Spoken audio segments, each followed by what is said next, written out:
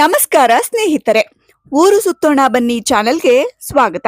ಇಂದು ನಾವು ಭೇಟಿ ನೀಡ್ತಾ ಇರೋದು ಕರ್ನಾಟಕದ ಹೆಮ್ಮೆಯ ಧಾರ್ಮಿಕ ಹಾಗೂ ಐತಿಹಾಸಿಕ ಕ್ಷೇತ್ರವಾದ ಉಡುಪಿ ಜಿಲ್ಲೆಯ ಪಾಜಕ ಕ್ಷೇತ್ರಕ್ಕೆ. ಇದೇ ಪವಿತ್ರ ಭೂಮಿಯಲ್ಲಿ ದ್ವೈತ ಸಿದ್ಧಾಂತದ ಹರಿಕಾರ, ವಿಶ್ವಗುರು, ಮಹಾನ್ ತತ್ವಜ್ಞಾನಿ ಶ್ರೀ ಮಧ್ವಾಚಾರ್ಯರು ಅವತರಿಸಿದ್ರು. ಈ ಕ್ಷೇತ್ರ ಕೇವಲ ಒಂದು ಗ್ರಾಮವಲ್ಲ, ಇದು ಭಾರತೀಯ ಸಂಸ್ಕೃತಿ, ವೇದಾಂತ, ಭಕ್ತಿ ಹಾಗೂ ಜ್ಞಾನ ಪರಂಪರೆಯ ಮಹಾನ್ ಕೇಂದ್ರವಾಗಿದೆ. 8 ಶತಮಾನಗಳ ಇತಿಹಾಸವಿರುವ ಈ ನೆಲದ ಪ್ರತಿ ಕಣದಲ್ಲೂ ಮಧ್ವಾಚಾರ್ಯರ ಬಾಲ್ಯದ ಲೀಲೆಗಳು ಅಡಗಿವೆ. ಹಾಗಾದ್ರೆ ಪಾಜಕದ ಮಹಿಮೆ ಏನು? ಈ ಕ್ಷೇತ್ರದ ವಿಶೇಷತೆಗಳೇನು? ನೋಡೋಣ ಬನ್ನಿ. ಉಡುಪಿ ನಗರದಿಂದ ಕೇವಲ 12 ಕಿಲೋಮೀಟರ್ ದೂರದಲ್ಲಿರುವ ಕುಂಜಾರುಗಿರಿ ಬೆಟ್ಟದ ತಪ್ಪಲಿನಲ್ಲಿ ಈ ಪಾಜಕ ಕ್ಷೇತ್ರವಿದೆ. ಇಲ್ಲಿ ಮಧ್ಯಗೇಹ ಭಟ್ಟ ಮತ್ತು ವೇದಾವತಿ ದಂಪತಿಗೆ ಪುತ್ರನಾಗಿ ವಾಸುದೇವನು ಜನಿಸಿದ. ಆಚಾರ್ಯರು ಬಾಲ್ಯದಲ್ಲಿ ಅಕ್ಷರಾಭ್ಯಾಸ ಮಾಡಿದ ಶಿಲೆ ಇಂದಿಗೂ ಭಕ್ತರ ಶ್ರದ್ಧಾ ಕೇಂದ್ರವಾಗಿದೆ.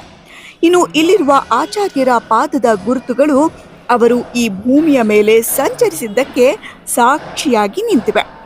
ಮಧ್ವಾಚಾರ್ಯರು ಜಗತ್ತಿಗೆ ದ್ವೈತ ಸಿದ್ಧಾಂತ ಎಂಬ ಮಹಾನ್ ತತ್ವವನ್ನ ನೀಡಿದ್ರು. ದ್ವೈತ ಸಿದ್ಧಾಂತ ಅಂದ್ರೇನು ಅನ್ನೋದ್ರ ಬಗ್ಗೆ ಮುಂದಿನ ವಿಡಿಯೋದಲ್ಲಿ ಸಂಪೂರ್ಣ ಮಾಹಿತಿ ನೀಡ್ತೀವಿ. Stay tune. ದ್ವೈತ ಸಿದ್ಧಾಂತ ಅಂದ್ರೆ ಜೀವಾತ್ಮ ಮತ್ತು ಪರಮಾತ್ಮ ಇಬ್ಬರು ಬೇರೆ ಎಂಬ ತತ್ವ. ಅಂದ್ರೆ ದೇವರು ಶ್ರೇಷ್ಠ, ಜೀವಾತ್ಮ ದೇವರ ದಾಸ, ಜಗತ್ತು ಸತ್ಯ, ಭಕ್ತಿ ಮೂಲಕ ಮೋಕ್ಷ ಸಾಧ್ಯ ಅಂತ. ಈ ತತ್ವವು ಭಾರತೀಯ ವೇದಾಂತ ಪರಂಪರೆಯಲ್ಲಿ ಮಹತ್ವದ ಸ್ಥಾನ ಪಡೆದಿದೆ. ಪಾಜಕ ಕ್ಷೇತ್ರದ ಮತ್ತೊಂದು ವೈಶಿಷ್ಟ್ಯತೆ ಅಂದ್ರೆ ಇಲ್ಲಿನ 4 ತೀರ್ಥಗಳು. ಪರಶುರಾಮರು ನಿರ್ಮಿಸಿದ ತೀರ್ಥಗಳಲ್ಲಿ ಸ್ನಾನ ಮಾಡಲು ಬೆಟ್ಟ ಹತ್ತಲಾಗದ ತನ್ನ ತಂದೆ ತಾಯಿಯರಿಗಾಗಿ ಆಚಾರ್ಯ ಮಧ್ವಾಚಾರ್ಯರು ಇಲ್ಲಿ 4 ತೀರ್ಥಗಳನ್ನ ಸೃಷ್ಟಿಸಿದ್ರು ಅನ್ನೋದು ಪುರಾಣದ ಉಲ್ಲೇಖ. ದ್ವೈತ ಮತದ ಅನುಯಾಯಿಗಳಿಗೆ ಇದು ಪರಮ ಪವಿತ್ರ ಕ್ಷೇತ್ರ.